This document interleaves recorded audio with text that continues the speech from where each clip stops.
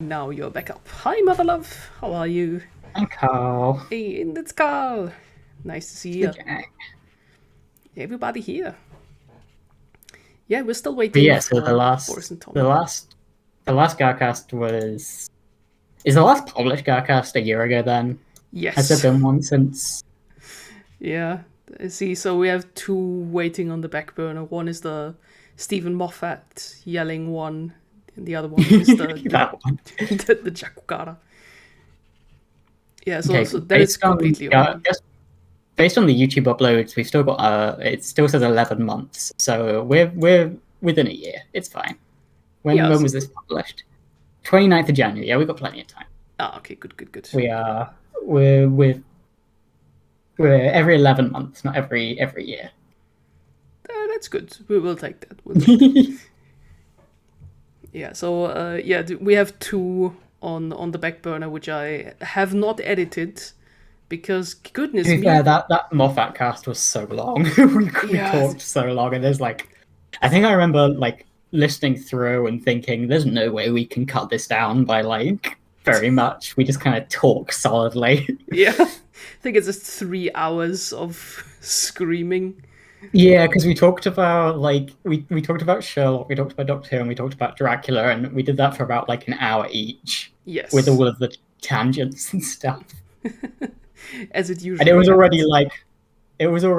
like this is not what our target audience cares about, but we're going to talk about it anyway. So it was like, There was just so much build up rage that just needed to get out. Yeah, that's oh god, the Moffat cast. Yeah, and the other one, Jakukara. Yeah, it was also pretty long. I think it's just Tom and me raving for 2 hours and then just ending on screm about everything. Yeah, so that's the thing though. We don't get enough time to like talk with each other in calls, so it's whenever we do record, it becomes let's just catch up on everything. Let's just yeah, talk for about everything, which is always nice, but it's also like none of us are really like interested enough to sit down and edit that into a digestible format. No worries, Asuka. Hope you're having a nice evening. yeah. Is it possible to change like the output on our side? That it can be like 360. Potentially.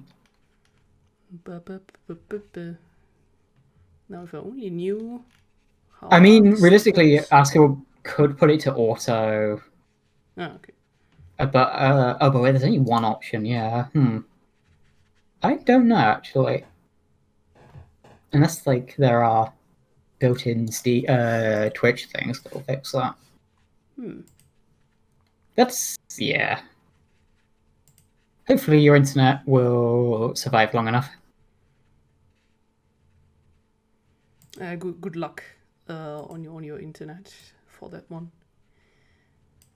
Yeah, so yeah, I think we definitely have to like see each other more like this year, especially Yeah. just talking. Like I would love to do some more regular streams now, Yeah.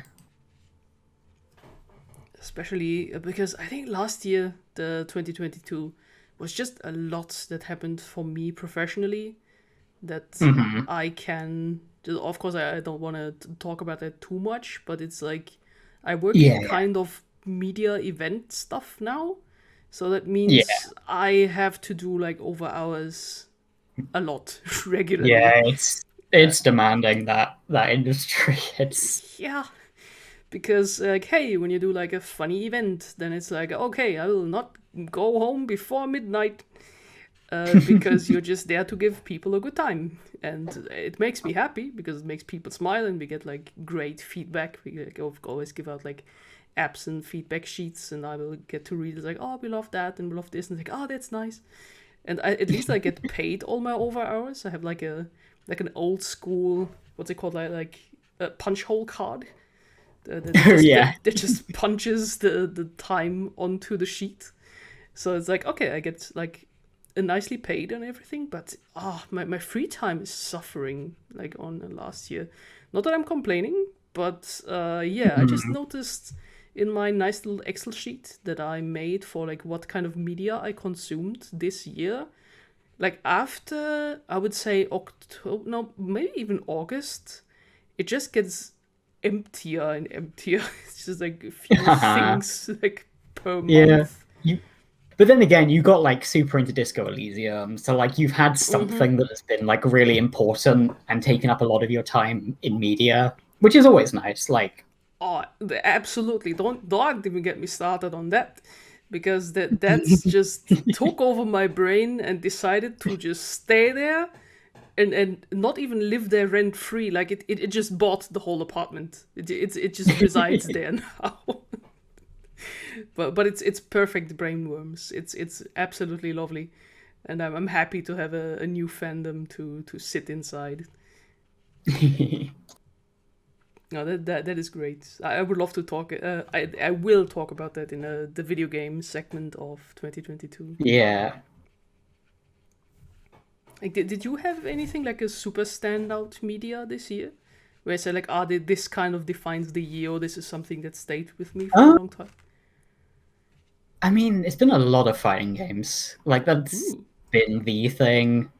I'm trying to think, what else have I? What have I played that's not been a fighting game? That's think. Oh, I guess I played Dark Souls. I played Dark Souls 1 and like most of Dark Souls 3, which were both very good. What else have I played? Yeah, there was a lot of Monster Hunter, of course, but that's like yeah. every year now. That is like in terms of defining the year, it's been like a couple standout games, and then it's just been fighting games.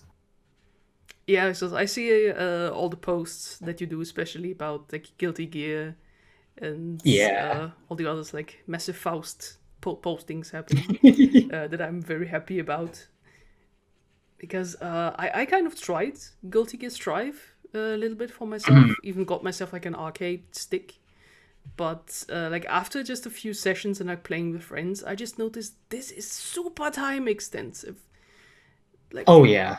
this just Yeah. takes a lot of time, and yeah, You need to I'm have not time to ready. practice and like I mean like you it's always one of those things where you'll always maintain the like level of skill you have even if you take a break. Like, you know, you'll have to like adjust your muscles a bit, but like you could pick the game up in like 6 months and you'll still kind of adjust in the same way you were. So it's a good thing if you have friends who play and you can go, okay, I'll play for an hour and we'll see how things go. Mhm. Yeah, so also DHC's coming in with having a full time job with free time is hard. Yeah, it's like 9 to 5 plus like 2 hours of commute like every day. So it's like, okay, that's like 12 hours Yeah. of my day that is poof gone. And the rest of those I have to sleep maybe for 7 or 8. So that leaves me with 3 to 4 hours a day to do something. Yeah. Where also, since I live alone, have to do like laundry, dishes, groceries, food. So Yeah, it it is just not easy. runs out so fast. But at least for this year, I have like plans to at least maximize some of that time. I've changed from driving a car to commuting by train. Well, for one, because fuel is just extremely expensive, and two, because I can like draw and write and like listen to audiobooks on the train. So Oh that's like yeah. an extra 2 hours that I can just get out of a day. And that helps a lot actually. I've been drawing on the train now, and then that's really nice. And now I've signed. Oh no, not yet. Like next week, I will go to the gym that is next to the train station, so that I can like go to the gym after work and not even like Uh-huh. go home, because this is kind of Oh one of nice. Yeah. the one of the tricks that I've heard, especially from my physiotherapist. That says like, okay, if you just from work you go home, you will not do anything anymore. Like you are home now. Like this is resting time. Yeah. So like if you want to do something, just go from work to the gym sports place. So then you can relax afterwards. So that's what I'm doing. Got an appointment for like a little training session next week. So let's hope that works. Yeah, like when I did my bachelor's, like I had a gym literally 2 minutes down the road from me. So Oh, like perfect. that was like the most I've ever gone to the gym is just purely because I had no excuse because it's like, oh, it's wet. Well, you're walking for like 30 seconds. Ah, Like perfect. get out, go to the gym. And then like I have not gone to the gym nearly as much as I did then since that's like one of the things when I eventually like move is just like where is a gym in relation to where I live because I need to have like less of an excuse to go. Yeah, totally. That was also like my kind of struggle because if you're just like, at home, it's like, oh, I can do like just some YouTube stuff or something. Like, I'm I'll just when I'm home, I just fall over and just dead. I will not work out anymore. Yeah, and also like she's saying, like books and audiobooks, great. Like I fell Oh into a yeah. hole of Warhammer audiobooks this year. I think I listened to three or Oh four of yeah. them because for some reason, all the German Warhammer audiobooks are for free on Spotify. And these normally like cost up to like 20 or 30 euros a book. Mhm. And I don't know, someone just yeeted them onto Spotify and it's like over 240 hours of just free content. Yeah. So, okay, I'll take it. So that's good. And for Mother Love, the commute of mine is approximately 1 hour by train and also by car because of the morning congestion. So yeah, it's like 1 hour to go there, 1 hour to come back, makes 2 hours of like extra content. Mhm. Yeah, also reading manga on the train. That's also true. Yeah, I can just bring some books, manga. That's a good idea as well. Because oh god, the shelf of shame is just getting worse. Yeah, and sorry to go back where we were. Fighting games.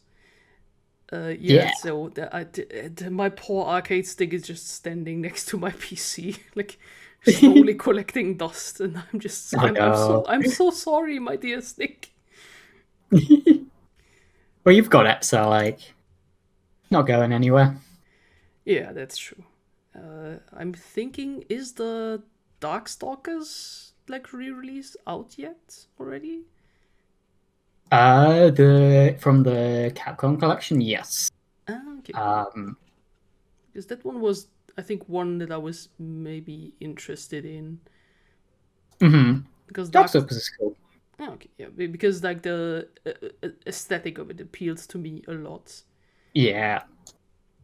and I've been enjoying some of the characters already in what was it, the Project Cross Zone 2 that Mhm. I have for the 3DS, where it's like a huge Capcom, Nintendo, and everything crossover. And there you have some Darkstalker characters that are like super fun to interact and fight with. So I'm like, oh yeah, I would love to play with these guys. Oh yeah, and Nobu is correct. Street Fighter 6 has a big muscle lady. I've seen her already, and I love her. Yeah, she looks so cool. I don't know Yeah, if she's like fully like my fighting style, so I don't know if I'll like play her, but I'm so excited to like play against her. yeah. She looks super fun. Also seen like super lovely fan art of her. I think she's Italian, right? Yes, yeah, she's super like Roman inspired, Ah, yeah, like because classic Roman. cool. Because I've seen like fan art of her just strolling down the streets of like Rome and like going for a coffee and Uh-huh. just like super comfy slice of life stuff. It's like, oh, I love her.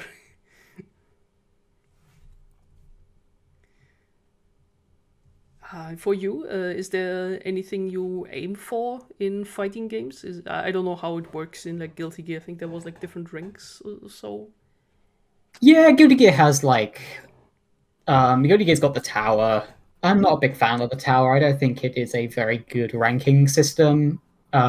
Basically it feels like there is like 10 vaguely tiered uh, levels, and then there is the big free for all one you need to like uh, beat a trial for to get in, and then you fight people who may have been playing the game for like 2 months, and people who've been playing it since release and are like Evo World Champion. Okay. That is, yeah, like that is Guilty Gear's Celestial Floor. It is very weirdly done, but I am in a beginner tournament kind of Discord, Wildtide. Very lovely people. My girlfriend Amy commentates for them and Cool.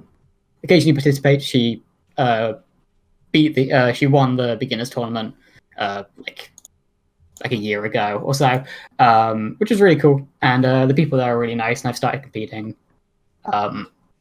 Not very well. I've been going 0-2, but you know, it's the fun of competing and being able to like see your matches and like I don't know. If it was different to playing Tower. Tower feels like a workout more than it feels like an engaging way to learn. Yeah, I feel like people are really like working hard on it to just get up. Guilty Gear strives. I mean, Arxis lobbies in general have like a reputation for being kind of scuffed, but like every time I look at like how Strive does its lobbies, I just kind of roll my eyes. It's not the most engaging. And it's pretty much that across the board. So many people I know just play play in private lobbies or like play in person rather than use the tower because it's just so like antagonistic sometimes to actually growing. But that's the good thing with fighting games is, you know, there's always going to be a community for these games. As long as there's decent online, you could play with people wherever and you'll be able to like have fun. Yeah, that's good.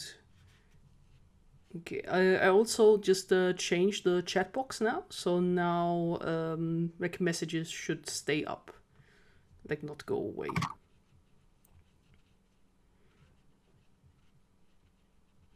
It looks like it should. Looks like it. Okay, good. Then we have that now. Yeah. Any sign of the other two? Doesn't seem like it. Yeah, they have. I know. Boris said. I don't know. Like Boris didn't respond to the the updated day. So I'm wondering if he maybe got confused with what day we were doing it initially, and it's tonight he had the thing. Okay, because that's a possibility. Yeah, because from the phrasing, I thought it was yesterday, so he would be free today. But if not, then we have a GARcast mini. Just 50% of it all. What's the time in New Zealand now? We are. It's only 10:30 there. He'll show up when he's ready. Yeah. If we play board games, is the question of Mother Love. Really, I played some tabletop. I've played some tabletop stuff, but like I've never got into a board game. I'd like to, but like it's just having the opportunity to really, and like having people who want to get into a game. A friend of mine who is really into a single board game moved away recently, so like I never got a chance to like play with her, which would have been fun. But like, I would like to get into like a really like, you know, like one of those super complex board games that take like 2 days to play. That'd be kind of fun one day. Oh yeah, the good European board games. Yeah, of accumulating points and little bits. Yeah, I think the board games already subsided a little bit with the whole pandemic thing, unfortunately, because I have a few board games that I love to play and could only play like with my boyfriend, like, but one-on-one. Some of them are fun, some of them like would be more fun if it had more people. But one that I can currently suggest is, I think, King of Tokyo, it's called. Oh yeah. Which is a kaiju board game. And Oh, the interesting thing is that it's designed by one of the, I think, the main designer of Magic the Gathering, because oh, nice. I think he stopped working for Magic and got into board games instead. So yeah, you can like definitely feel a little bit of magic inside there with like instant spells or the enchantments. But these of course would be Oh like yeah. equipments for your kaiju, and of course like events they are called. And it's super easy to play, but super complex. It's cool. We have like 5 Cool. different die you roll, and then you pick what you want. And there's like what I like about it is like several ways to win. You can either do, I think, victory points, energy, or just sitting around in Tokyo and just be the king. Yeah, so I like it a lot. That you really can say, like, this is the way I could go. Or, of course, you can also win by just knocking the other kaiju out. So you could just attack somebody. So yeah, this is what Yeah. I like a lot. There's not like one way to win. You could have like a whole table where like everybody is like going after a different strategy, which is also a very cool thing. No, Yes. I've been looking for a good like 2-player board game Ooh, because Amy and I are always looking for something to play while we're away. But it's like we want something that's got some level of depth, but like a lot of those games are like more than 2 people. wait, And wait. then the games that are for 2 people are like way too simple. There's what I heard about because I saw like 2 people playing. Um, Back when I was a teacher, like 2 teachers playing in the room. It was like the Tavern of Tiefenthal, which is I think a one-on-one board game where you manage your own tavern. With Ooh. like what kind of ale you have, what kind of food, how you manage your guests. Wait, I can just look it Oh. up. I think it's a German one that also got an English version. Let me see. Bum, bum, bum, bum. Yeah, because I think this is one you can like basically only play one-on-one. So I think it should be that. Let's see. Oh yeah, there it is. The Taverns of Tiefenthal. Okay, you can play like up to 4 people. I can eat the link in chat.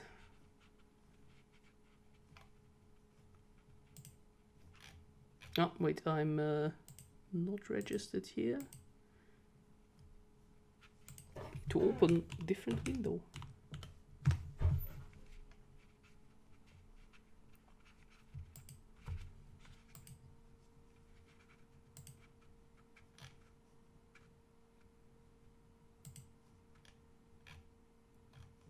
Wait, how do I get out of there? Help.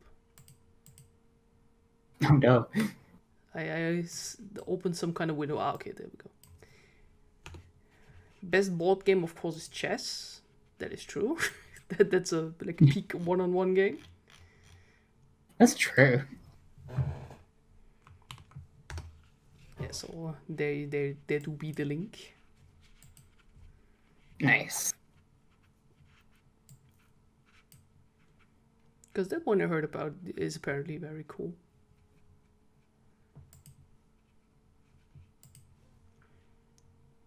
That's good. I'm gonna bookmark that. Seems like it'd be a fun one. Yeah, definitely. I haven't played it myself, but from what I saw, it looked super cool. Well.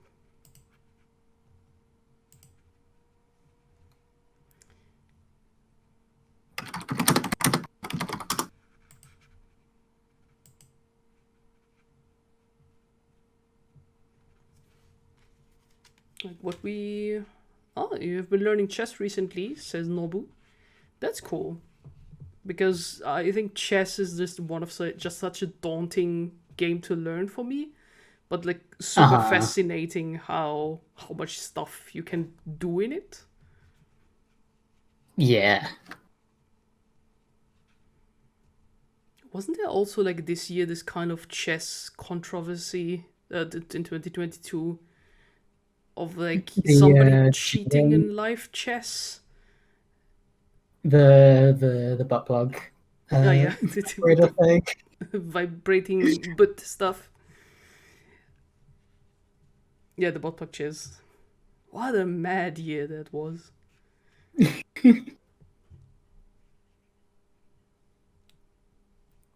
Yeah, absolutely.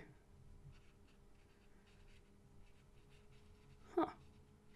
Well, I think if we're still waiting for the other lads, what I think could be fun is because I watched last year a lot of movies that weren't from that year, but sort of from my backlog. Is there any Oh yeah, like movie you want to tackle? Of like, hey, this is the kind of the stuff I saw that year. yeah. Do you want to go first? Yeah, sure. I can. Let me just whip up my letterboxd. What it tells me, I did. Let me see. We had a diary here. No, this I saw that year. Oh, I could plug your project again because I rewatched Summer Storm, like one of Oh my yeah, absolutely favorite movies. That then Dear Ali did a let's say documentary piece on. yeah, yeah. Yeah, so that one I can highly recommend. Like a very formative movie for myself. It's like a gay coming out movie in the from Bavaria, and I think the movie came out 2004. Uh So huh. yeah, like extremely good. Yeah, 2004. Extremely good for what it did in that time. I think it still feels as fresh as ever. Did you have the chance to watch it yet? I still haven't yet. Oh, I okay. watched a bit of it for just like the documentary stuff, but like I need to sit down and actually watch it. Hey, yeah, you think you will have a lot of fun. Yeah, so that one I was very happy to revisit and going like, oh yeah, this is good. Oh yeah, I also have one that I see that is good. Was it was called Ora Ora, Be Going Alone, which is Oh yeah, yeah. yeah, that's a 2020 movie, Japanese movie, about grandma, like an older lady who is now living alone because her husband died or passed away. So it's kind of her dealing with being alone and like thinking about her past. And there's definitely a lot of emotional stuff happening, like she like reevaluating what her marriage was because she noticed like, oh, I was not super independent. Like I depended a lot on him, and when I was young, that was not what I wanted. So yeah, and also thinking about her kids who just call her to get money. Also like dealing with like modern problems like people scam calling her and like pretending to be her children, and like her dealing with her life and then finding out about the local library and she loves it, and then she reads up about dinosaurs and you see a lot of dinos in the movie. And yeah, but what's also cute is you have like three other guys who are kind of like her conscience, who are also dressed like her at all times, so they're always wearing like the little grandma like knitted vests and so on. Yeah, so she's always surrounded by like a trio of like sweet middle-aged guys who are like her conscience, which is super cute. Yeah, and that one had like a lot of emotional punch behind it. Also, the title Ora Ora, not a JoJo reference, but she's from prefecture that is kind of not that well known, a little bit outside, where people use ora as the I pronoun, kind of like watashi. And she notices that she like trained it off herself in order to fit in into like a Tokyo society. And yeah, it's like also like her finding her voice and like her dialect again, which is was very touching. I liked it. I think I can also drop the letterbox link in chat as well. Yeah, that was very heartwarming. I liked it a lot. Also, like kind of these like small movies that you don't like expect to creep up on you. Did you have one this year? Yeah, I mean, I've watched up quite a bit. I did try to like keep up with new releases, and I did see a good few. But it's one of those things where if I can't get to the cinema to like actually watch a movie, I don't end up watching a lot of new stuff. But I watched like a few old things I liked. What else? What was specifically good? I really enjoyed what's become one of my favorite movies now, A Touch of Sin, which is like 4 stories about random acts of violence in China that kind of coincide with like big political turning points. So it's like these really like simple stories of people just kind of at their limit and culminating in some kind of act of violence, but it's kind of beat to beat lining up with these big like political turmoil moments. It's really good. Like the director, I can never pronounce his name. Jia Zhangqi. That's not how you pronounce his name, I'm sure. But he's done some stuff that looks really interesting. I need to watch more of his stuff. He had a movie, Ashes Purest White, came out a few years ago, which I heard was pretty good, which I want to watch.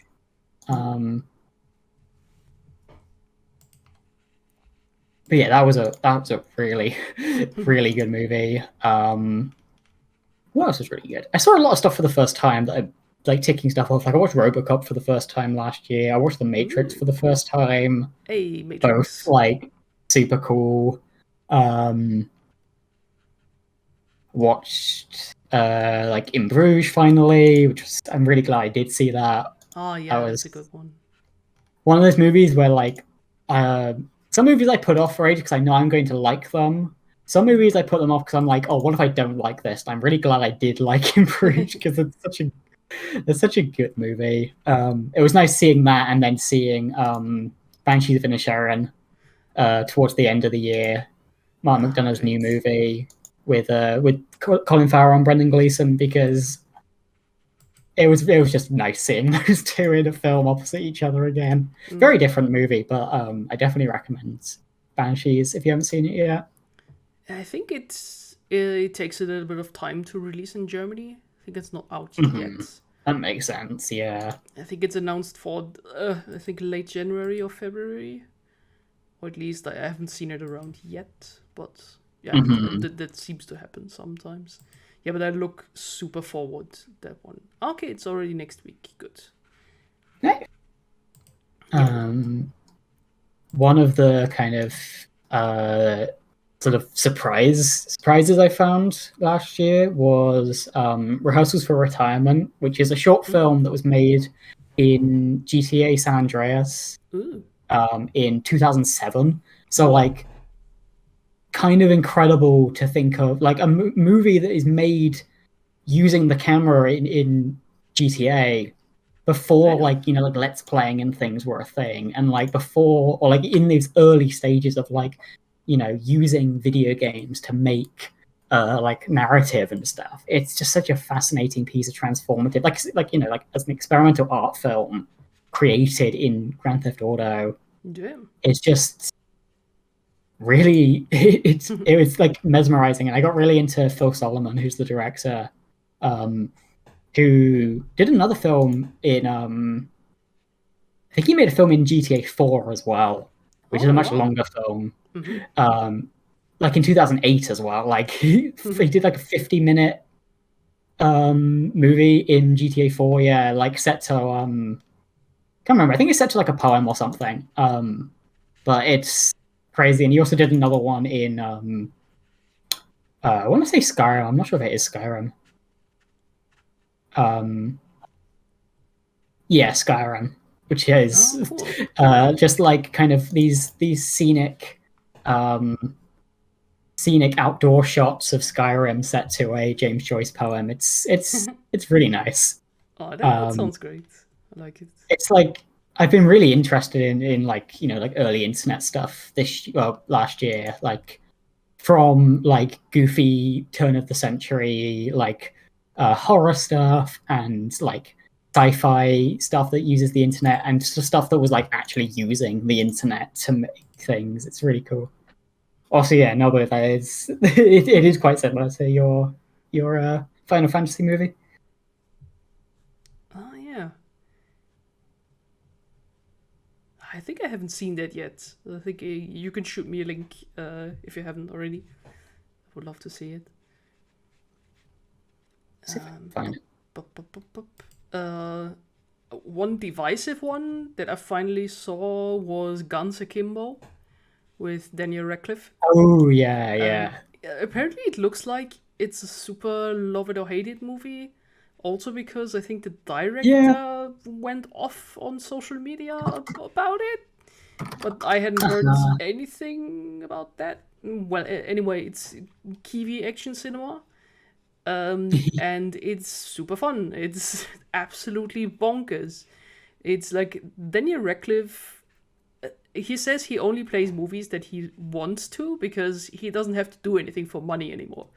Like he has so much like Harry Potter money that he can just do whatever is fun. Especially he played Weird Al Yankovic in the latest biopic, which I still have to see. And yeah, Guns Akimbo is basically dude wakes up with like guns screwed to his hands, like both of his hands, and he has to take part in social media Twitch death game. It's also like being broadcast, and he's like, "Oh my god, what? Why?" So you have Daniel Radcliffe with like guns screwed on his hands, already struggling with going to the toilet, like not shooting his best bits off. It's great. He's like running around in like I think rabbit slippers and a bathrobe like all throughout the movie. Yeah, it's super fun. I had a lot of fun with this movie. Yeah, Daniel Radcliffe is like, it's really interesting to see like how he's gone pretty much immediately from being in Harry Potter to like just being in weird movies, because he was in Swiss Army Man. Yeah. Horns is another one that looks kind of funky. That one I've seen. That one was actually very fun. Like that was a fun movie, Horns. But like he's found a way to just like, you know, be in weird movies and make sure like obviously he's never gonna like lose the fact that he was Harry Potter, but like he's made sure that like he does other things and people want him for other roles. And I think doing stuff like Guns Akimbo and Swiss Army Man just kind of ensures that he's gonna be making weirdo movies for like the rest of his career, I'm sure. Yeah, and he really looks like he has fun doing these things. So yeah, I'm really glad for him. Because apparently also I saw like an interview, I think like this year or like last year, where he talks like that he was very lucky to have grown up at least nicely due to Harry Potter, with like his parents apparently like saying every time that if he wants to quit he can. Like apparently there is like a clause that he could get out of the movie if he wanted to, but he said no, I wanted it. And yeah, that he was like kind of in a nice way, like didn't grow up to be absolutely self-destructive, so that's good. And also I think, if that's still correct, dear Rupert Grint, who played Ron Weasley, like he just owns an ice cream truck now. Like that man's making ice cream and going through the UK. And he says he's in the new M. Night Shyamalan movie. Oh, actually, so he's still making movies, which is cool. But like, yeah, I did hear that he had like an ice cream truck or something. Yeah, and apparently, if that makes him happy, that's how it goes. Also happy for him. I mean, he's made more money than he probably will ever need, like in those movies. Like even if one day those royalty checks stop coming in, like he's just, he's made all the money he needs. So I'm sure he can like just put that money into, I'm gonna have an ice cream truck, and I'll be in a movie if someone wants me to be in a movie. Go away, bot. How do I? Like, but. Let me see. Should be banned. Thank banned. You. Good. Shoo. Away with you. Oh, it disappears from the stream chat as well. That's pretty cool. Okay, good. Yeah, it's gone.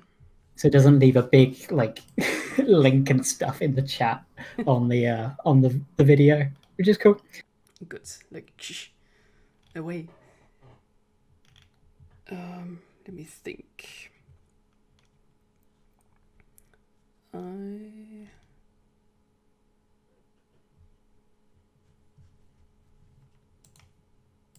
Like one I can just briefly talk about is Existence by Oh yeah. Cronenberg, which I saw in like early January last year, which is the Cronenberg gamer movie about where people go into a game.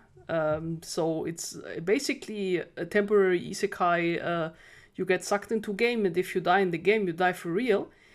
But of course, it's Cronenberg, so like the whole machinery and all of the stuff, the whole game thing is just like flesh pods that you have to connect to your spine, which also kind of looks like a butthole on your back. And so there is a lot of sexual imagery, also stuff that looks very much like pegging, because a woman inserts a meat plug into back of man who that's happening. Yeah, so it has like the body horror, that also psychological horror of like 1999 game movie. So yeah, that was a trip. So I can recommend if you want to get into like Yeah. the early stuff, because this is like, it already has like the 2000s the Y2K scrumptiness that is very nice to get into. Have you seen it already, or have you heard of it? I haven't. I have heard of it though. Yeah. I've been meaning to watch Cronenberg's new one as well. Yeah, so yeah, that was definitely a trip, because I knew nothing about it, like not even like a trailer or anything. It's just like, oh yeah, I should watch this, and then it's like, what? That is a thing. So yeah, can recommend. I will put it in chat as well, because it has like a funky way of spelling, which is very gamer. Existence. Very like esports gamer tag title. Yeah. There's definitely like a pro Valorant player or someone called Existence or something.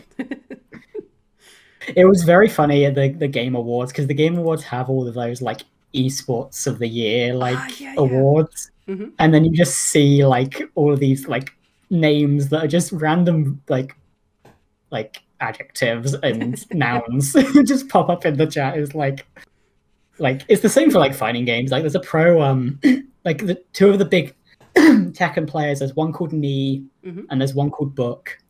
Like book. it's just Knee and Book. Book. Nouns. It's always fun seeing gamer names. There's a new season of Archer. I've not seen any Archer. I thought that show ended like a decade ago. Oh yeah, that's the James Bond animated parody kind of spy thing. Yeah. Right? Oh yeah, I haven't seen anything of it as well, but apparently it's very good. I didn't know it was still running. Oh, interesting. Good to know. Yeah, I think American television is like something I still need my time to get into. I definitely watched also some Netflix trash that I just watch when I'm kind of cooking. So it's like watch stuff on the side. Yeah, so there's like kind of stuff. Do Revenge, I heard things about. I'm not sure if that's like my kind of vibe. Oh yeah, no, I saw this around. Looks very like mid 2000s Mean Girls, like all that sort of stuff. I don't know if it is, but it has that vibe. Yeah, I think I need to watch the original Mean Girls before.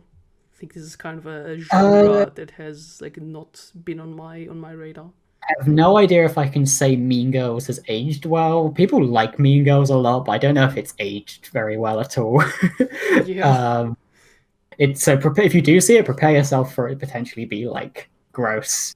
But yeah, Mean Girls is definitely like a kind of landmark movie, I guess, for current generation. Mm. Okay. Also, Mother Loves Brother and GF have Friends playing on repeat like 24/7.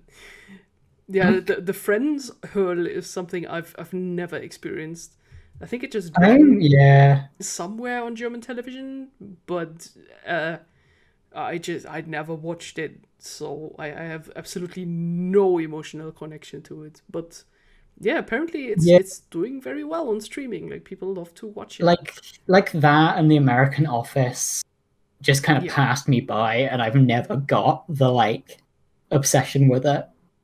Like people like love those shows so much, and I don't necessarily get it, but people can do their thing. People can watch what they want. Yeah, definitely. I A lot of American sitcom stuff just kind of is a bit exhausting, seeing how long they are, and then it's yeah. Yeah. American sitcoms are they're a whole world. Yeah, definitely. Also, do Revenge being Zoomer Mean Girls, so American Psycho for girl boss enjoys. I can That vibe with sounds good. that.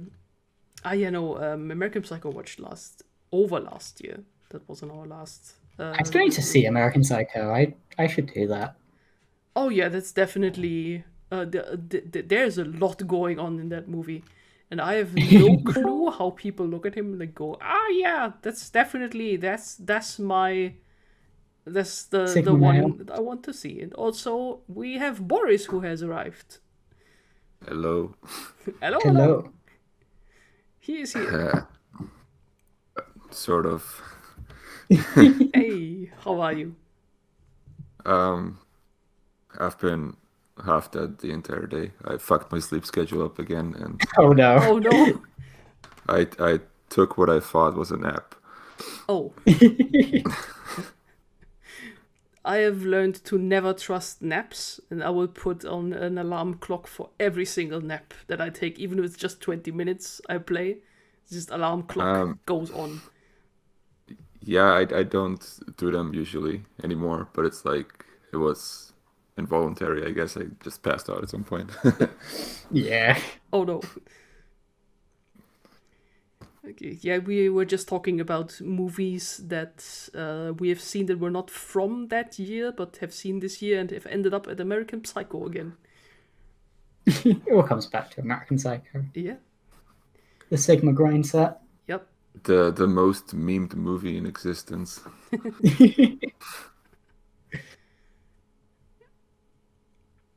Apropos, that reminds me, I think due to the Saul series, I think like Breaking Bad memes just shot up in value, just all over the place. And I've seen neither of these two shows, so I'm just sitting there going, I know what all of this means.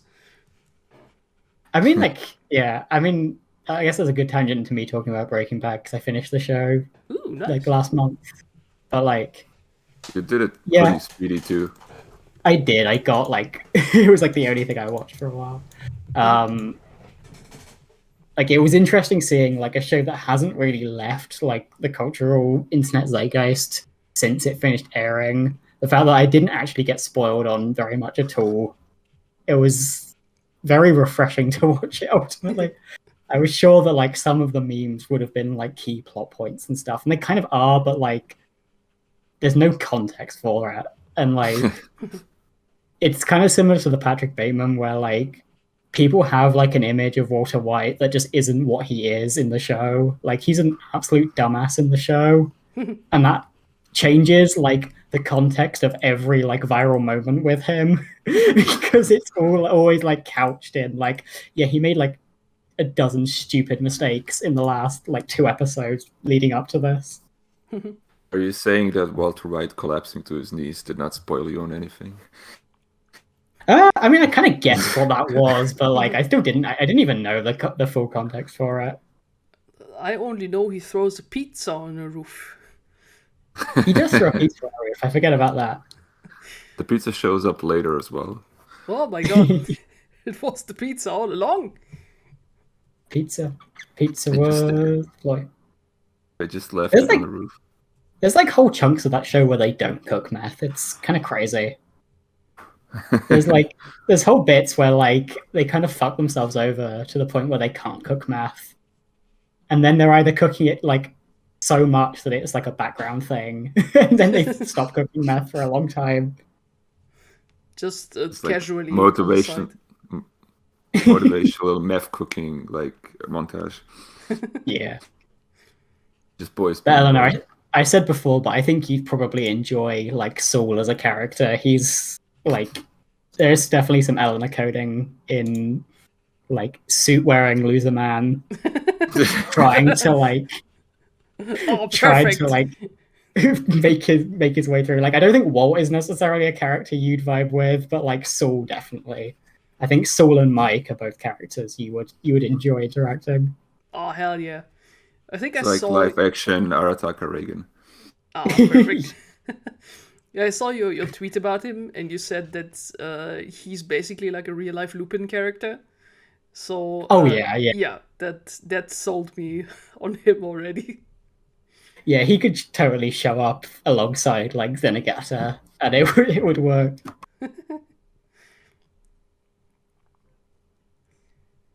Yeah, is Saul just live action Mob Psycho? Therein lies the question. That's a good question. Uh I mean, He's he is similar to Reagan, but like in a different way. Okay, I only know Paul he's... is like I kind of like Breaking Bad's interesting because all the kind of characters are like these big mythic guys with these like seemingly impossible scale like influence, and like Saul fits into that, but he's more of like a traveling mystic who has like a whole crate full of anything you might need.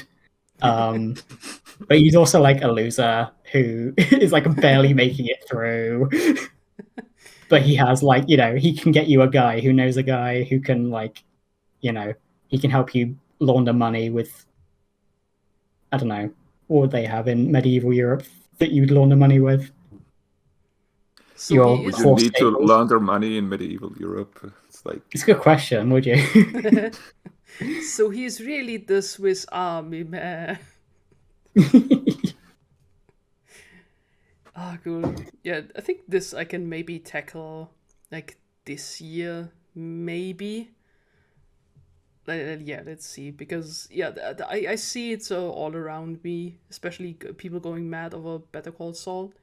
So Yeah. I think I I can. would definitely, if you're interested in Saul, definitely watch Breaking Bad, just because from what I know, the end of Saul is like fully entwined with the end of Breaking Bad. So Yeah, it would be like a shame to like see the ending of Saul's story ultimately before like actually getting any full context. Mm-hmm. Yeah, that sounds like a good idea. Also, because people ask me sometimes, like, how can you have studied movies and not have seen Breaking Bad? The reason for that is that It's not a movie. is not a movie. Very simple. And yeah, also it was one not of them very easy is to get hold of it. Like in Ayo, see you Nobu, bye. Because I think the streaming of it in Germany was very bad. And also I remember that I thought like, oh, I could just get myself the Blu-ray collection maybe. And then it was like, oh no, German Blu-ray prices. It's like, do you want to watch Breaking Bad? It's like 120 euro, enjoy. Like, no. is that a thing now? Because I bought all of them on Blu-ray. I'm pretty sure I still got all of them. Yeah, I think But that that was was... during a time where I had money, so I don't know. Yeah, so I think it was also when it came out, it was like very expensive. So it just moved back into my just ladder of priorities. So it's like, then it fell off. So, oops. Is it not on Netflix now? I think it is on It's- Netflix now. Yeah, it should be on Netflix So now. now it's freely accessible for me.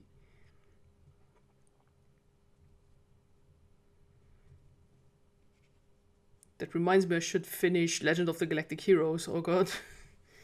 I've started watching that again, like up to episode 26, because I completely forgot where I was. And now that's already 2-3 months ago.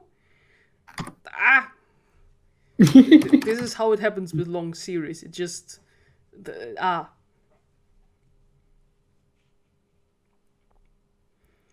Yeah, we were also talking, Boris, do you have like any piece of media that just really like dominated your whole year, or there's something that like, this kind of happened? Like in my case, Disco Elysium. That was it for a little bit. I mean, it's mostly video games, I think. Elden Ring for Oh, like yeah. 2 months or something. And Disco Elysium, and then I got into the Armored Core series a couple of weeks back, and now I've played like 7 of those. Oh yeah. Yeah, I saw like a whole thread you did on them, which is Yeah, super fascinating, I think. it's a really interesting one. It's really interesting to just go back and see sort of overlap between the gameplay of Armored Core and the Soul series. Ah, I don't okay. think people appreciate that enough. It's gonna be fascinating once 6 comes out and we see gameplay from the Souls games re-implemented into the Armored Core series, or at least what was already there all along, I guess. Yeah.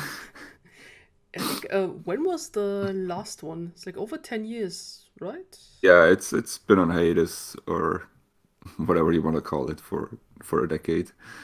Oh damn! It's like They were really prolific during like the PS2 era. Like that console alone has like, I don't know, like 8 games or something. But Cool.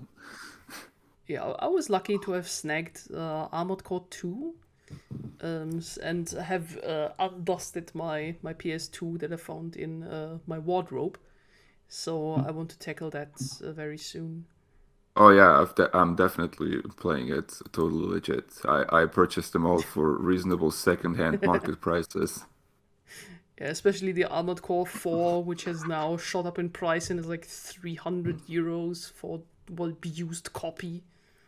That one's frustrating me because I don't know what to do once I get to that in the series. Like, am I gonna try to emulate PS3 games on my shitty little PC? I don't know that that's gonna work out, but like, yeah. Yes, I- the hype tax is real. Unfortunately. Aye.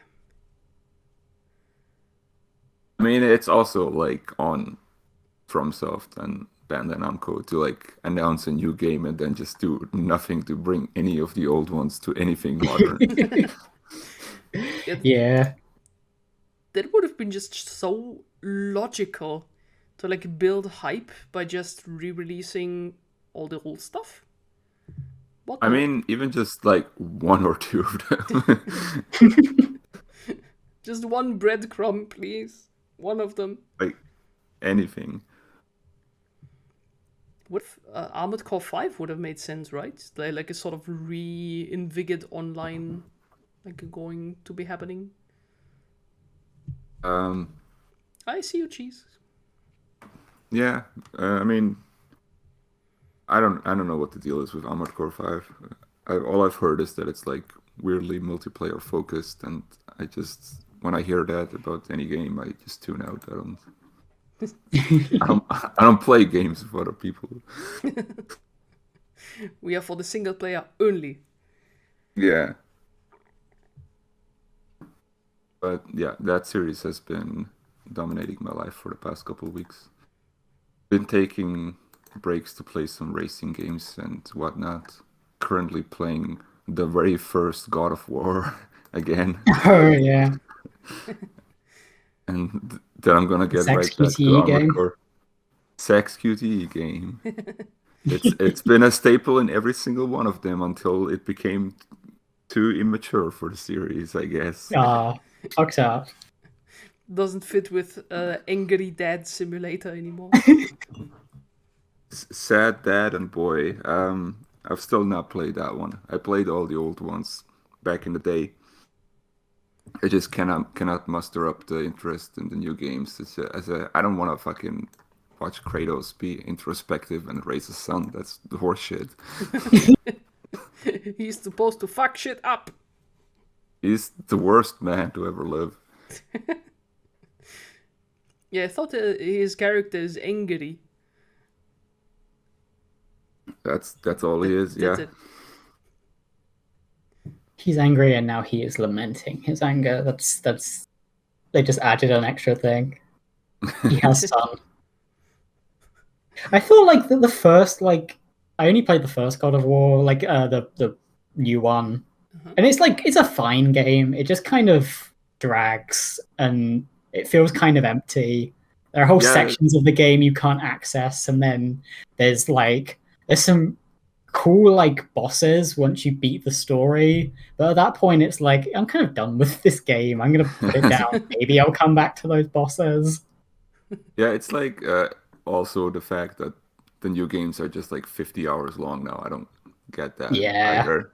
It's like the old games were just really condensed, linear, like 10-hour experiences. Like the new stuff is just a completely different thing entirely. So I don't know. Yeah.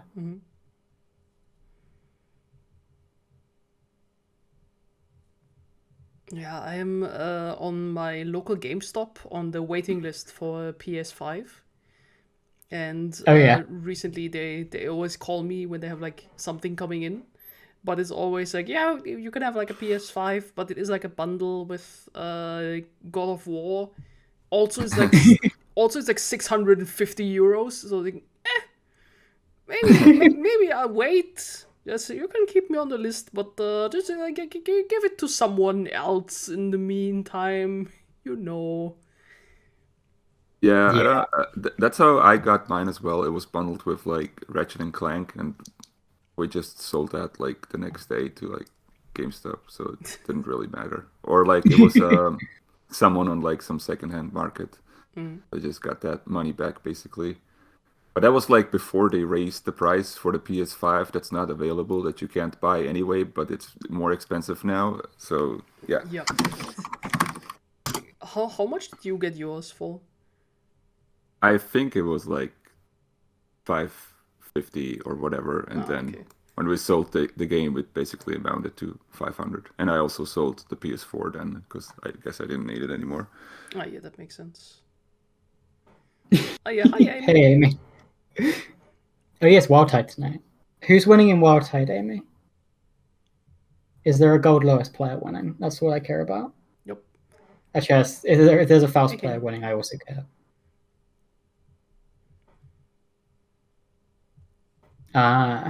Carlos. He's been sick recently. Okay, I'm going to open Wildtide while I'm also on stream. Nice.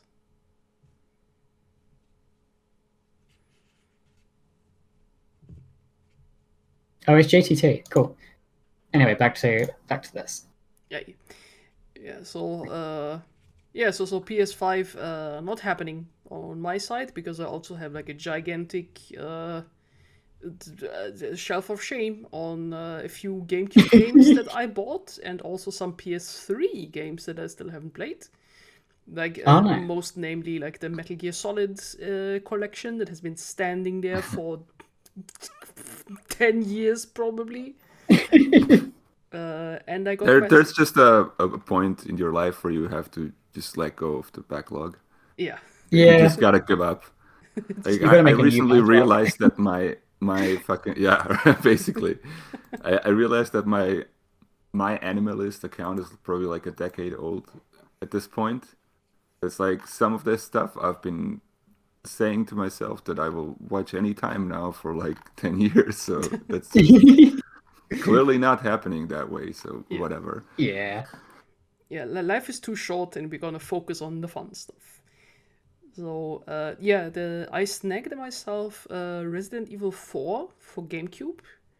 Because somebody local flea market was selling it for not too expensive. So that's something I want to tackle. Because I have not played a single Resident Evil game. So I think Resident Evil 4 GameCube, I think, is a good way to jump in. Played 5 recently. 5 was pretty fun. Ooh, nice. 5 was pretty fun with friends. I've never played it on my own, so it's like. Uh-huh. That's the core The AI one, right? in that game might be kind of annoying. What you're I have no idea. It's like a very sliding 5 was a scale. very funny game. It's pretty funny. Like, you can't beat the Wesker moments. The Wesker moments are great. Oh, I'm waiting for those. Is there any Wesker in Resident Evil 4? Nah. No. There's God damn it. Leon is in Spain. Ah, okay. Because I only see Wesker in like fan art, and he's always like the most overly dramatic sunglasses guy ever. So he looks super fun. That's him. He's evil Neo. Just even you. That is basically him. Ah, cool. Ah, yeah, nice. Yeah, but I think you're right. Oh yeah, he's very dramatic and teleports behind you. Yeah, that's exactly the vibe I'm getting of this guy. Yeah, but yeah, you're right, Boris. There's the backlog. Just it will forever exist. So I will just chip away at it with just the thing I really want to try, and I would see where my wants and needs carry me to. Which is mostly like playing Disco Elysium for 5 months. Yes, it's my 4th playthrough is still going, and it's super fascinating, that one, because I've opted for playing the kind of worst possible thing that you can play Harry as, which is like a violent misogynistic fascist, and and the game turns like full on Antifa on your ass. And it's beautiful. It's super good. It's like you see like all the internalized bi homophobia of a man who is just rage, and who probably would start crying if, I don't know, tomato falls out of his hand. Like that is the vibe that he's going with, and it's beautiful. See, now you're playing as Kratos. Yes.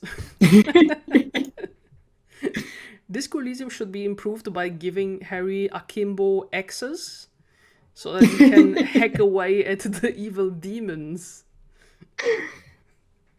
Disco Elysium hack and slash game. Yeah. That'd be with all the Disco Elysium mechanics, he just also has hack and slash sequences. Goes through 5-minute internal monologue before throwing an axe. Yeah, it is like really fun stuff that I'm enjoying. For example, I'm playing with like a skill called Half-Light as my signature skill, which is normally like your raw fight or flight skill that is like always bonkers insane. Like it will never give you good advice. So I thought, okay, yeah, this is going to be like my main voice in my head, because this is what I want to be. But yeah, this thing also can just go off. For example, it will show you please be violent to this object because it has made fun of you. But at the same time, it will say, no, do not punch the object. Be nice to object. Kiss the object. So so you have like it gives you the prompt of like, please kiss the doorbell because doorbell has been not nice to you. Yeah, this is unhinged madman. This is what I want to play. It's super fun.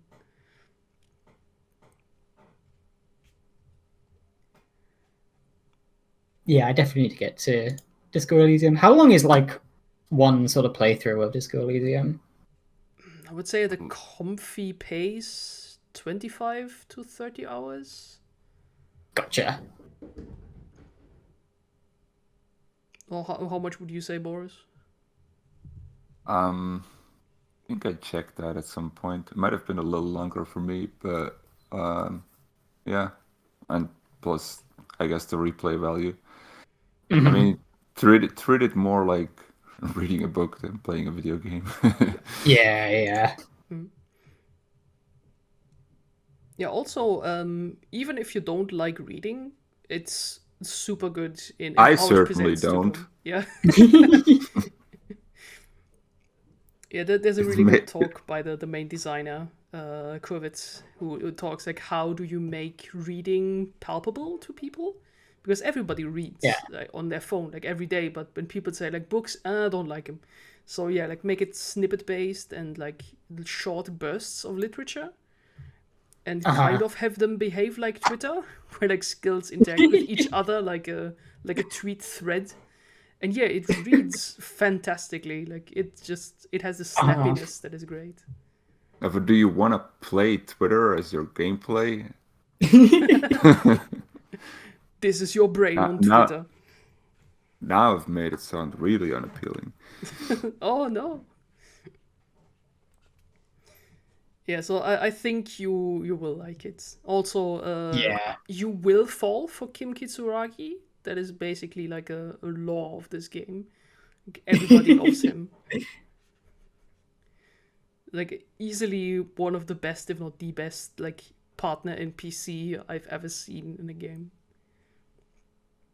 Exceptionally blessed man.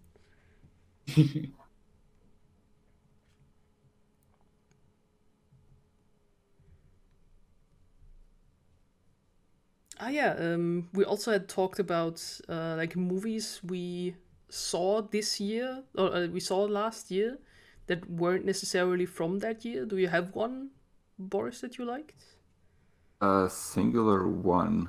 or like several? Let me check my fucking letterbox list over Letterboxd. here. Like, in the meantime, before I forget it, Merry Christmas, Mr. Lawrence. Great movie. Oh yeah. If you want like, the Japanese military and internalized homophobia with David Bowie and the very gay thing happening with a very tragic, also Takeshi Kitano being a mad lad, yeah, watch it. Merry Christmas, Mr. Lawrence, great movie. Also, the soundtrack that is in it is reused in My Neighbor Totoro by Hayao Miyazaki because it's so iconic. Right.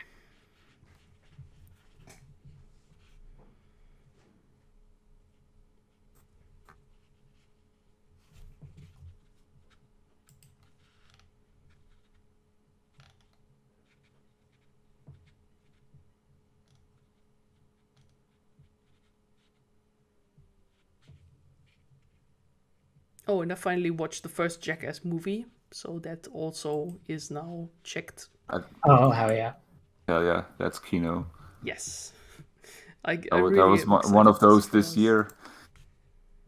Oh yeah, was the this year, the last year? Yeah. Really good. Yeah, I suppose. I mean, it's like last more year. Jackass, but like it's it's great. Sometimes that's what There's you been need. like two of them actually because they released like 4.5 on Netflix, and it's just basically another movie. Yeah, it might as well just be like an extended cut of the movie because it's just like all great. Yeah, Right. Jackass is one of the things like if you can stomach it, like it's great. Yeah. And even if you can stomach it, there's gonna be bits you probably can't, but like it's great. Yeah. I like the super bonkers one that I really like. It's like somebody hiding under what is it called? Like the little traffic cones, like having a gigantic traffic cone and just running around in it, like bothering people just by standing around like that. Like that cracks me up. I like walking traffic cones. They're great. There's such a like sliding scale of stuff they do. Yeah. It's like some hidden camera on mild tomfoolery to just straight up almost killing yourself. And everything in so between. much. Just guys I being feel like dudes. every one of these movies, especially like for like Jackass Forever, where like they're all getting old, and it's like, are they gonna like go all out? And it's like still they might as well end up dead. Like Steve-O like breaks his neck in like a mild stunt that was like it lasted like 30 seconds on screen, and he was in the hospital for it. Like they all get fully injured, their balls all get destroyed. Yeah, How are these guys like still alive? Who knows? I'm sure Steve-O's like talked about that before. Of just like, it's just they're pure just endurance somehow. Their bodies are clinging on. I'm pretty sure Johnny like broke every single bone in his body at some point. He's done like a video on it. Like he's been to the hospital so often already. I mean, like one of the moments in GARcast Forever is the bull scene with Johnny, and it's like, oh yeah, I finally get to do this bull stunt, and like his like ribs or whatever got fucking shattered in the process. Like it's one of those things where he could have just died, and it's Oh god, the poor guy. Also, rest in peace to Danger Aaron's balls. Yeah. It was incredible seeing how much his balls get attacked in the movie, and then seeing 4.5 and yeah, we got more footage of that. His didn't stop. We got deleted scenes with more ball damage. These are one of these stickers now with 100% more ball damage. This is the one with the fucking pogo stick. Like, oh no, yeah. It was really, really hard to watch. Yeah, that's one of the worst to actually try to watch. Oh god, do we want to imagine what happens? I mean, he's wearing simple. A cup, but like, ooh. It doesn't, you know. Yeah. Big ouchie. Yeah. What you expect to happen when someone is on a pogo stick and jumps on your potentially shielded balls happens. Oh no. I think that in the first Jackass that I saw, you can see like where they're doing a bit, and you can see like during the bit that they see, oh wait, this hurts much more than I thought. But we have to stick with it now. I think it was one of the guys who's like fighting either wrestler or boxer, like in a store, and they're doing boxing. I think boxing ring, like the girls are running around with the numbers and everything. It's like box fight, and he just gets like conked out like pretty much immediately. He's like, we got to go with this bit. Oh no, it hurts. Like maybe but it's also like the comedic timing when he like wakes up in the ambulance and goes, "Is the other guy okay?" Yeah. It's like, bro, you got destroyed. Yeah, fighting a professional boxer for comedic value might end up with big ouchie. That do it. How much more brain damage can I possibly get? There's gotta be a limit to it, right? Once it reaches maximum brain damage, it cannot go up. Like it stops.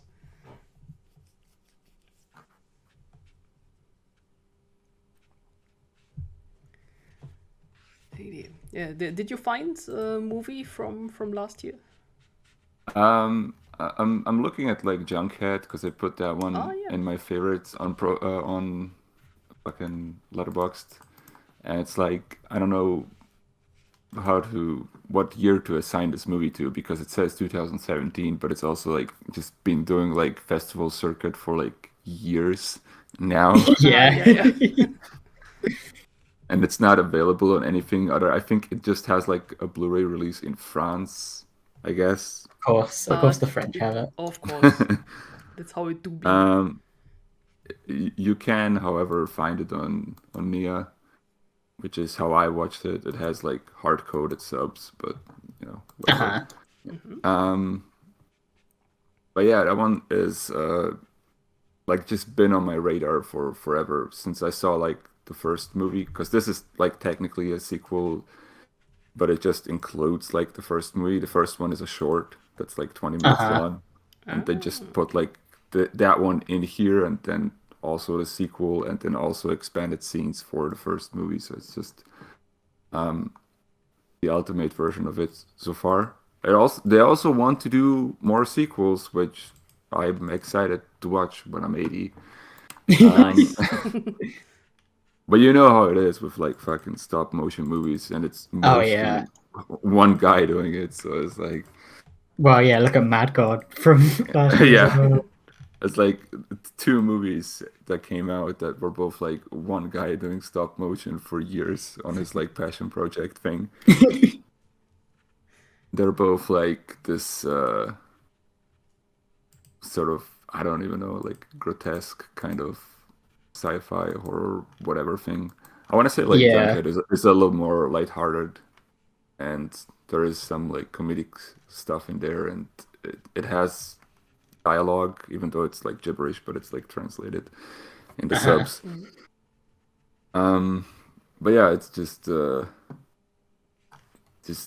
wonderful. It's like that specific type of science fiction that's inspired like very very like unashamedly by Tsutomu Nihei and like his stuff. Oh yeah. This specific aesthetic that I love and don't see very often, where it's like mostly weird concrete like nightmare megacityscapes, like endless concrete jungle effectively. The good stuff. It like terrifies me, but it also, I find it really fascinating. And yeah, that's that one.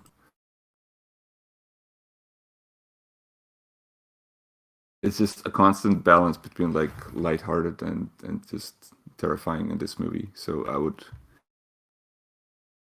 really recommend it to any fan of stop motion and whatever the hell.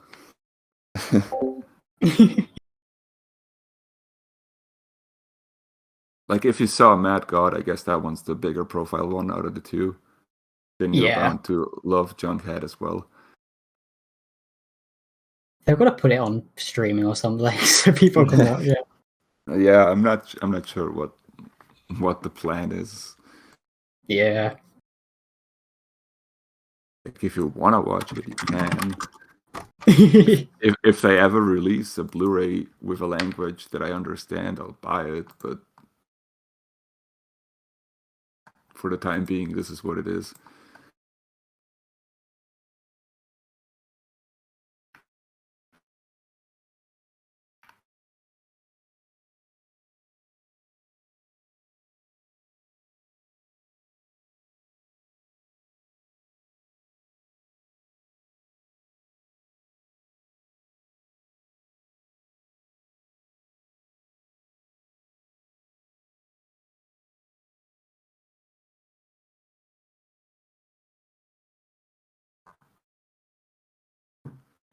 Just checking the list of more recent movies. Oh yeah. It's like was Morbius this year or like 2022? Yeah. How is that possible? Nothing. Feels like it's been in the public consciousness for forever. It does. Oh heck, Morbius. There is a movie that mattered a lot to me. It really Yes. impacted me emotionally. What I find funny is that they try to re-release it in cinema due to its meme status, going, aha, Yeah. people do be talking about it on the line, so they must be interested in seeing it again, and it was even worse than before. Oh god.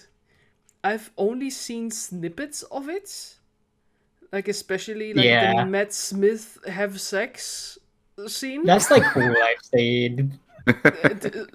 So I wonder. I did consider like when like people were uploading it in full to Discord in like the worst quality ever. I did consider watching it as a joke, and then I realized I was watching Morbius as a joke and decided to do something else. But like, it's like everyone was memeing on it so hard, and then every single person that watches it is like, "Oh wait, this isn't like even ironically funny. This is just a really fucking boring movie. Yeah, really forgettable." Yeah. Also, Amy. Apparently, there's like a scene where Matt Smith is dancing in a room in front of a mirror, being all snazzy and sexy, and the rap or the song in the background goes, "Have sex, have sex, have sex." Yeah, so it's a weird. That's a decision, definitely. That came out last year. Goodness. Yeah, that It feels like did. it has been there for longer.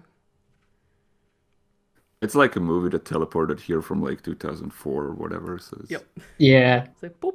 I'm glad like the MCU hasn't fully killed off like weird superhero movies that no one wants to see, no one likes, they look terrible. Like there's just something special even in Morbius of just that being the being the superhero movies. I mean, Like Sony is Venom still. Venom was like a weird intersection where like first Venom's not very good, but it kind of fits that similar area, and then like the new one was actually like good and fun. But Yeah. like there's just that's all we've got left of like It's weird early it's like 2000s the superhero fucking movies. Sony still has the license to like Spider-Man, but they can't do Spider-Man movies, so they're Yeah. just trying to make fucking movies around secondary Spider-Man characters. Yeah, and they're running out because they did Morbius. I think they're still planning something. I seem to recall them doing like I don't know what, like fucking Craven the Hunter or some bullshit like that. It's Yeah, like, that's who the coming fuck? out this year, isn't it? Who wants to see that? Where are the fucking Craven fans that are like gonna come out to the cinema to make $1 billion? Like 5 Craven stands walking up to the cinema. Like, finally, our time. This is gonna be bigger than Avatar: The Way of Water. Oh dear. $7 Craven-rillion at the box office. So many. I've completely lost where we are now in the MCU because there's just so much coming me out too. and like streaming as well. So I'm like, I have checked out so hard. Like I have stopped. Like you do you MCU. I mean, a lot of the recent stuff has also just been hot garbage. So it's like, yeah. Yeah.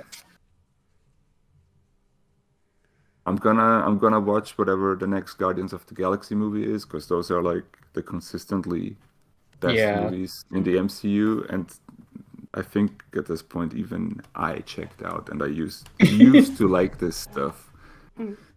Was the Moon Knight show good? No, Oh, it's no. like the best. I mean, you got like Oscar Isaac, so Yeah. like it's baseline gonna get Oscar Isaac, but that's about it really. Oh yeah, there's also like one kind of bone I have to pick with like the DC TV universe. Because they brought What? back Constantine. Yeah, the sort of Legends of Tomorrow, the Green Arrow, whatever. Oh, what the But CW that's stuff? the stuff is. CW. Yeah, that one.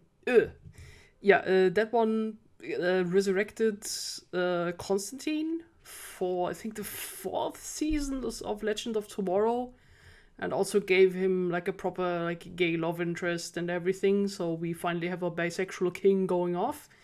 But yeah, But you have to watch a CW show. yeah, I don't want to watch a CW show and I 4 watched of it. like I watched a good few seasons of the CW Arrow and like a couple seasons of The Flash. It's not worth it. Like there's moments of like funny, goofy CW TV in there, but it's not worth it.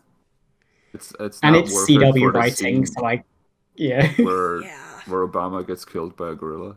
Oh, yeah. The Gorilla Grodd Obama scene. That's like the only thing worth watching. Didn't the gorilla also say something like "Make the jungle great again"? Something like that. Probably. Yeah. Entirely possible. Yeah. So I will just watch the Constantine normal TV series that I still have on Blu-ray because yeah, that's going to be the one. They Also, talked about bringing Constantine, like the movie, back.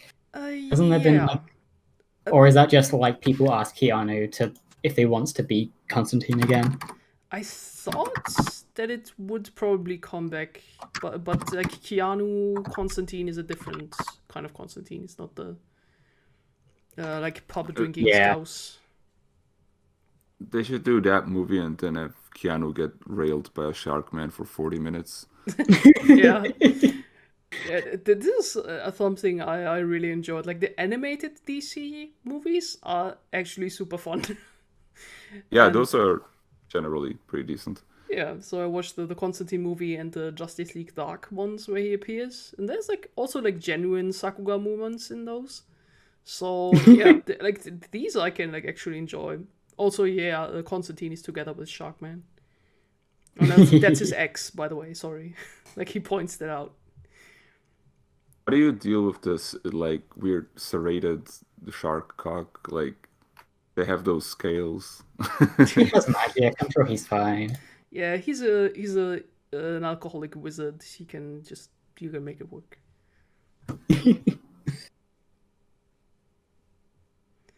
Oh god, I still need to read the comics that are on my shelf because those are super fun as well.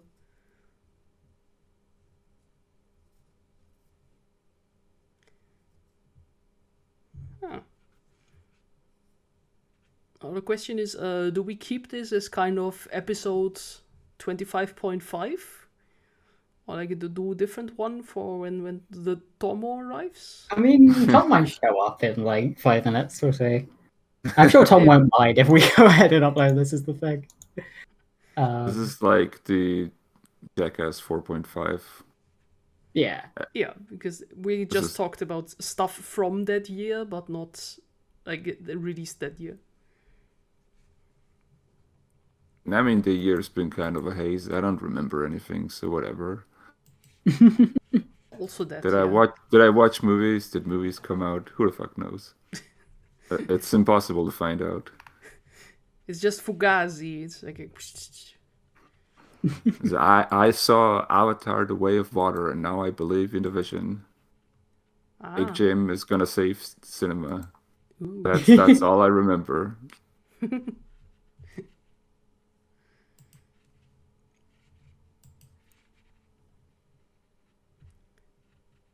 Because I think we can keep this as like the preamble to the proper 2022 one.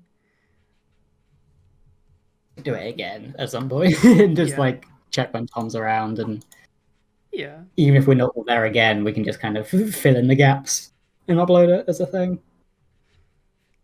Yeah. I have to admit I like the streaming talk as well. It's like super fun. Also, we have like 4 people watching, so hello if you're still watching. Thank you for hanging around with us. One of those is me. Yeah, one of those is me too, so it's... And Amy probably tapped out watching Guilty Gear, so like... Oh, Amy's here. Oh. Oh, Amy. So it's just Amy and all of us having I guess a I window can, open. I can look at the viewer. It was like 8 people at one point when I joined, so Yeah. you know, Nice. that's like People have been here. we're basically big time Twitch streamers. Yeah. I'm We gonna already send Hassan Piker a DM right now.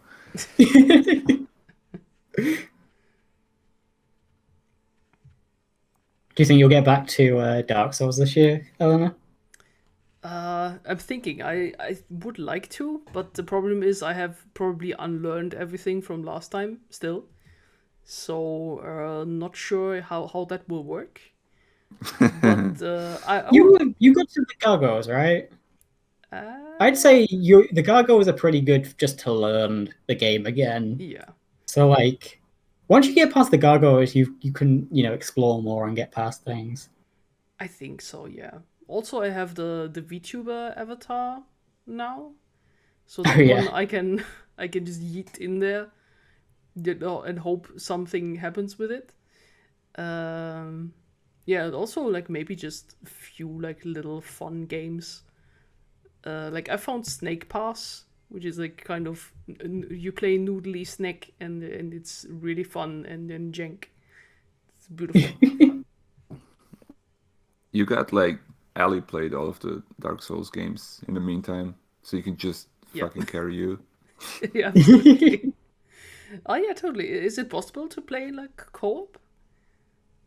Yeah, you can do it for bosses.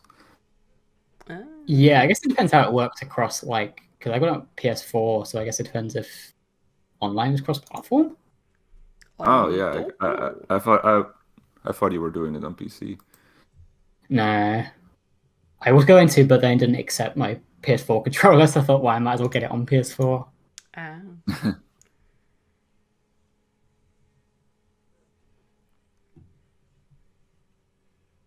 Yeah, I get it. That would be something for fun. Like, also, I can just always like stream Initial D because that always works. Always can.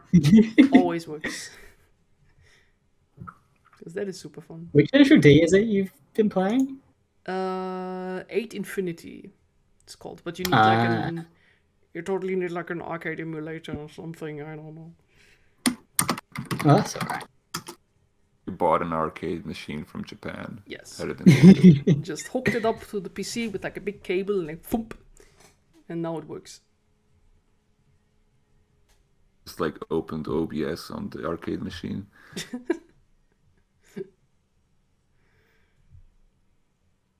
Yeah, that one is fun as well. Yeah, because Disco Elysium I cannot stream playing because it would just be a lot of like me taking screenshots and clicking and checking translation to find if there's like anything fun. So yeah, that's not really a stream game. Yeah, it's not a stream game. Yeah.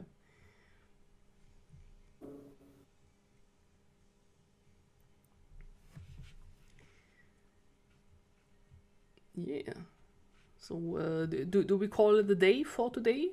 Just reschedule for like the proper or like the big one? Yeah, we can figure something out. We'll do it as a stream again because then Yeah. people can jump in, and if someone can't make it, then it's fine. And we'll try and see when Tom's available. Aye.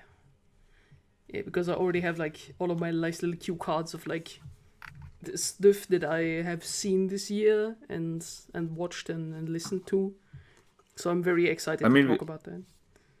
We covered like GARcast, so it's Yeah, that's already GARcast, Disco Elysium, that's everything. So hey, what the hell else do you need?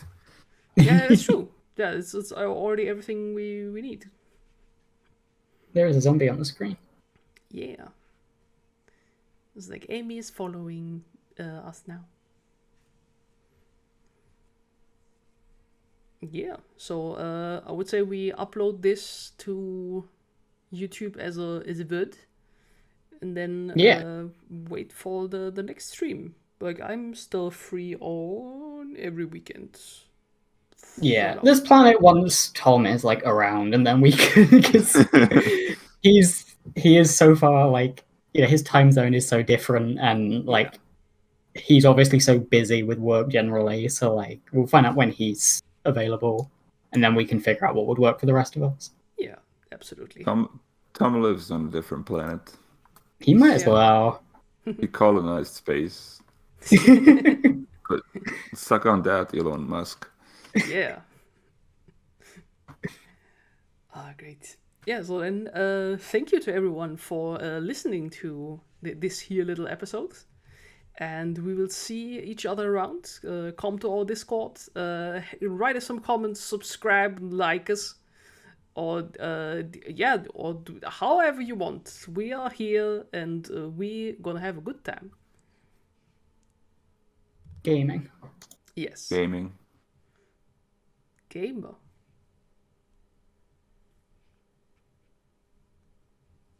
I think this is the perfect point to just cut off the video like right there. Like not even a goodbye, just end on gamer. Gaming. Game.